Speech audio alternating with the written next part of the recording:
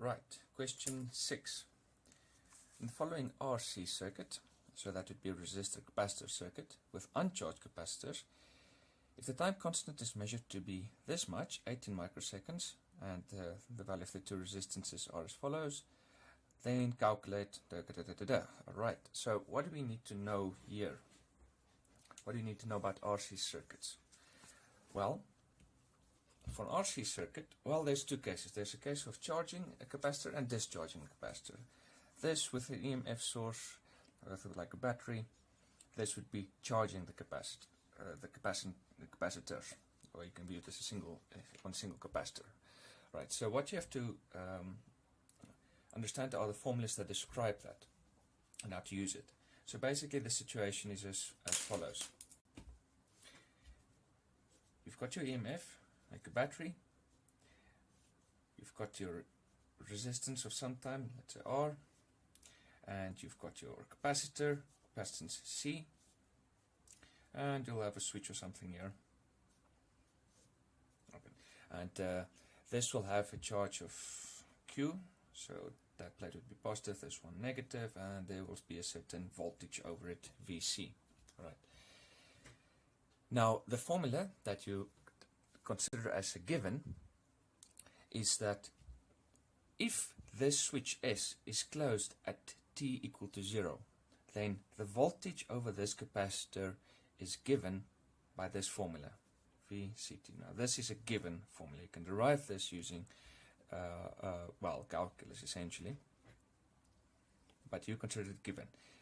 It is given by EMF psi times 1 minus e to the minus t over RC.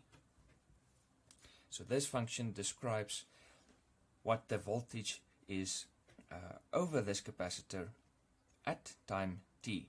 If at time t0, the switch was closed. So this looks something like this. So you've got your t-axis and you've got your Vc up there, and then this asymptote, this y-intercept, this is psi over here, the EMF, so the function looks something like that. It doesn't ever touch the asymptote, just gets closer and closer and closer to it. Alright, that's what it looks like. And because of the formula Q equal to CV, if you have the voltage, you multiply it by capacitance to get the charge. If you multiply this whole thing by C, you get the charge. So the charge Q is C psi 1 minus e to the minus t over RC. Good. And this RC term, the resistance in ohms times the capacitance in farad, that t equal to RC, this is called the time constant. It's a value that is in SI units in time in seconds. If you take an ohm and you multiply it with farad, you get seconds. And it represents how long it takes for the voltage to get to about 63% of the maximum voltage. This, the voltage of your source, this is what the voltage the capacitor will end up with. And this time constant represents about how long it will take for that to be about 63% of the maximum psi in this case. And it will be typically very short values. Like in this example, it is given, the time constant is given as 18 microseconds. So it's very quick, very quick. So capacitor charges very quickly. Well, in most cases. Cases we'll be looking at in any case. Right, so this is what you have to understand. You've got these two formulas which will always be given to you, but it applies to a circuit that looks like this. Okay, this won't be given. You have to understand that this is relative to a circuit that looks like that. Okay, so now let's get to the question. So 6. Right. Now, this circuit doesn't look like that. It looks like this. But you can consider it to be in this form. You can view those two resistors as a single resistor, and you can view these two capacitors as a single capacitor.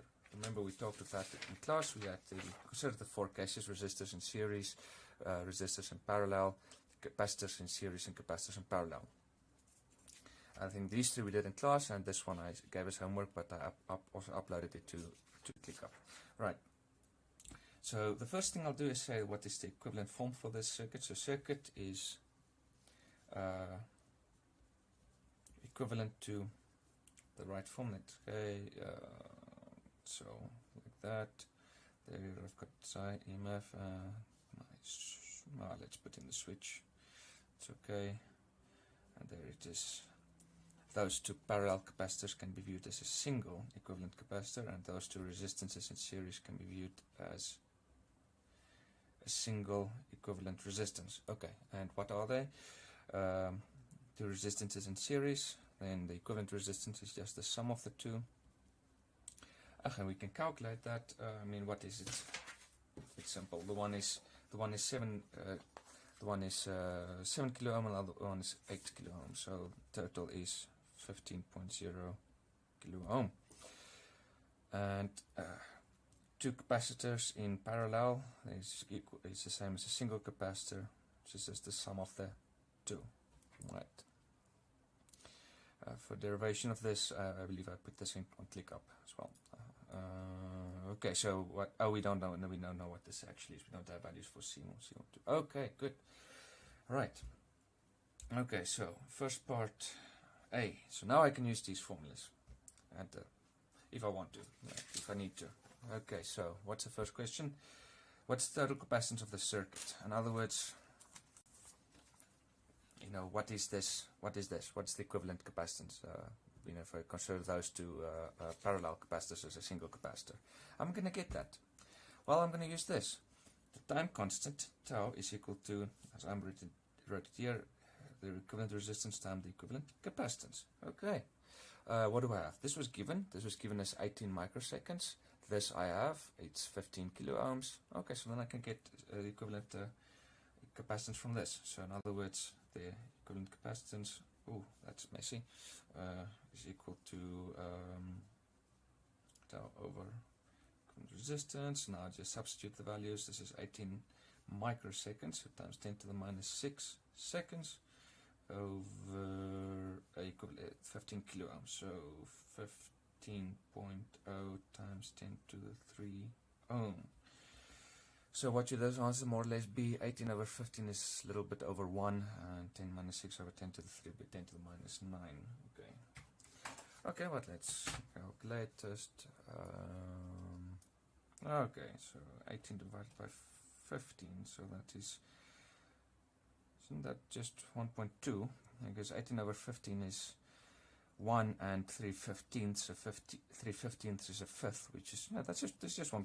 I'm going to have to calculate this. So this is 1.2.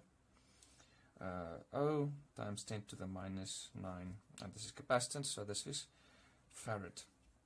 Okay, so, yeah, okay, fine, so we can write that as nanofarad.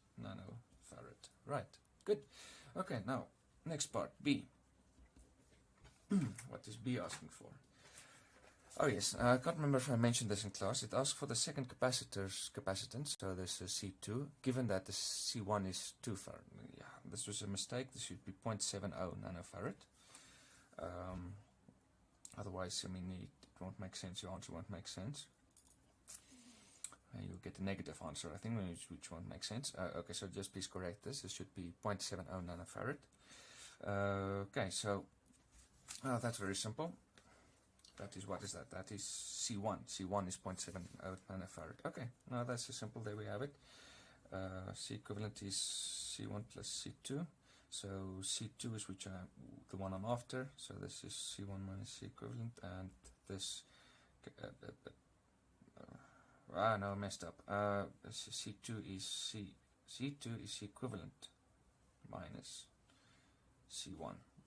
Okay, so 1.20 nanofarad minus, said that was given as supposed to be by 0.70 nanofarad. Okay, and that's just 0.50 nanofarad. Good. Okay.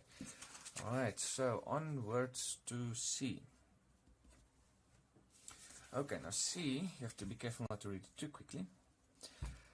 The amount of C, yes. The time it takes for the voltage over the resistor to reach 16 volts when it is closed. Okay, so how are we going to do that? Now we're going to rely on these formulas. The voltage after the switch is closed is given by this formula, and I want to know when it is when it is equal to what? So what am I going to set this equal to? I'm going to set it equal to 16 volts. When it's 16 volts, well, now this is where you have to be careful. The 16 volt, the 16 volts is over the resistor. Well, meaning over these two. It says resistor, there are two. So I mean, this is taken to assume that it is 16 volts from year to year over this part, which represents the resistance in this circuit. So if the potential over this is 16 volts, and the potential over this is 24 volts, then the potential over this must be 8 volts. I mean, the potential difference from year to year is 24. So from year to year, the potential difference from year to year plus potential difference from year to year must also be 24 necessarily. So if it is 16 here, it's 8 year. So it is, we're not going to solve for this equal to 16 volts, we're going to solve for this equal to 8 volts. Okay, so that is an easy mistake to make if you're working too quickly. Okay, so voltage, let's just write that, voltage over resistor is 16.0 volts, thus, well, I say voltage, I suppose it would be more accurate to say potential difference, but I think it's clear what's meant. Voltage over CQ, both capacitors would be 24.0 volts minus 8.0, no, 16.0 volts, which is equal to 8.0 volts. Right, okay, so in other words, we want to know how long does it take for the voltage over the capacitor to get to 8 volts. Right, so that simply means we've got to solve the following. We want to know when this function, which represents the voltage over the capacitor in the circuit, I'm just going to write tau here and I don't have to write RC. RC is the time constant, so I'm just, instead of writing RC, I just write it as tau. So I already have tau, it's 18 microseconds. Okay, so I want to know when this, which represents the voltage of the capacitor, when this is equal to 8 volts. This is what I've got to solve. Right. Okay, so now we're playing. Now we're doing a little bit of algebra. Okay, so what am I after? I'm after this. T here. That's what I'm after. I'm going to get that. Well, it is married to this exponent to this base e. It's in the power of this number e, of this constant e. So we'll get this by itself for now. I'm running a little bit out of space, so I'm going to skip a few steps. So what's going to happen. I'm going to have 8 divided by the psi, and then I'm going to subtract the 1, and I'm going to, so I'm going to get the following.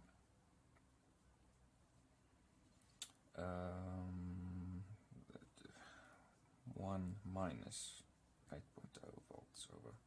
So I skipped a step there, but this is just to save space. Alright, and now I refer you back to the previous video which revised logarithms. Now the simple way to get this is simply by taking the natural logarithm on both sides, taking ln on both sides. Perhaps I should write that because it's an important step, so I won't take shortcuts here. So this e2 minus t over tau is equal to ln of 1 minus 8.0 volts over psi. Good. Ln of this is just minus t over tau is equal to this term, in other words. Right, 1 minus 8.0 volts over psi. Okay, so space a problem. Okay, t is equal to minus tau ln of 1 minus 8.0 volts over psi. Okay, that's a psi. Right. This is a very tricky symbol to make. Took a lot of practice to be able to make it this nicely. So I won't be too strict if you just make a... I've seen people just do this. Not bother trying to do this. Okay. Where were we? Okay, so... okay. Let's keep this all on the same page. So t is equal to minus tau. This is... What is this? This is the 18. 18.0 times 10 to the minus 6 seconds, is in seconds, times ln of 1 minus 8.0 volts over, and what is psi? That is the 24 volts. Good, and now you just calculate this whole story.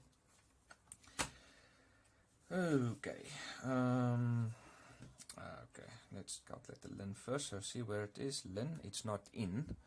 A lot of students like to call it in, but no, it's ln, natural logarithm. 1 minus, what's 8 over 24? That's a third, right?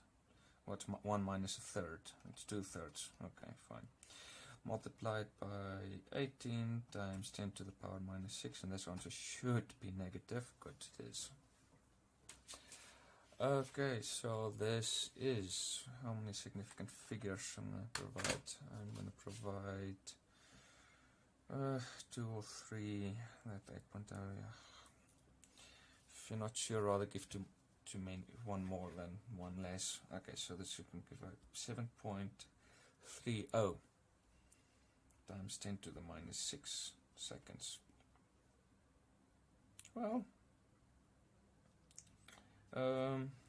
yeah, let's write this nanoseconds. 7.30 nanoseconds, which is less than the time constant of 18 seconds. Does it make sense that it's less than the time constant of 18 seconds? Well, the time constant represents how long it takes for the voltage to get to 63% of its maximum. The maximum is 24. What is 63% of 24? Okay, 15. So it would take 18 microseconds to get to approximately 15 volts. So to get to 8 volts wouldn't take as long. So it makes sense that this value is less than the 18 microseconds of the time constant. Good. Okay, so what is... okay, so now I really don't have space, so we have to go to the next page. So D, final part, D. What does D ask for? Can't remember. Okay, but the amount of charge on the capacitors when the voltage over either is 8 volts. Oh, okay. So this is this is then clearly just a follow up from question C, because the way it states it is the potential over the amount of charge on the capacitor, so the total charge stored here. And like I say, when the voltage over either is 8 volts. Okay, well, the voltage over both will always be the same necessarily, because the potential year and here is taken to be the same, and the potential year and here is taken to be the same. So potential difference between these 2 points will be the same as well. So that is why it said where the voltage over either is 8 volts. Okay, so that means it's just from here to here is 8 volts. So the whole thing is 8 volt difference. So this is just C. This is a problem we just did. C. We know it takes 7.30 nanoseconds for it to get to this point. So this is just 7.30 nanoseconds, and we want the charge. That's simple. We use now the other formula. We use this formula for 7.30 nanoseconds. So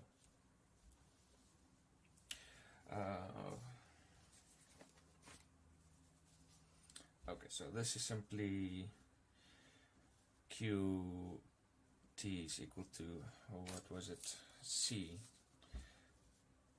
Well, it'll be C equivalent. 1 minus e to the minus t over tau. So Q of 7.30 nanoseconds will be the equivalent capacitance, which we have, which yes, that's 1.20, so it's 1.20 times 10 to the minus 9 capacitance, so it's farad, times the psi, this is 24.0 volts, times 1 minus e to the minus 7.30 times 10 to the, this was microseconds, right? Yeah, microseconds. Oh, what? No, yes, no, big mistake, not nanoseconds. Microseconds. Is it? Yes. I can't remember. Yeah. Yes, minus microseconds. Good. Over tau, which is 18.0 microseconds. Good. Okay, so this is a long expression, so you have to be careful not to make a mistake here. Okay, so let's do this complicated part first. Okay, so we have 1 minus, okay, now I have to find E. There it is. I don't know if you can see it. Oh, it's going to be out of focus. There it is. You have to look it for here in the secondary buttons. Shift E, power. Oh. Okay, 10 to the minus 6 will thankfully cancel, so we're only left with minus 7.3 divided by 18. Okay, that's not so bad. Okay, what next? Okay, multiplied by 24, multiplied by 1.2 times 10 to the power minus 9. Okay, hope we didn't make a mistake. Let's see, I've heard this answer somewhere. Is that semi 9.7? Yeah, that's what I also got in the tutorial class. Okay, so this is equal to 9.6. I'll provide 3 significant figures. 9.6 times 10 to the minus 9. And what's this charge? So it is Coulomb. Right, and this long question is at an end.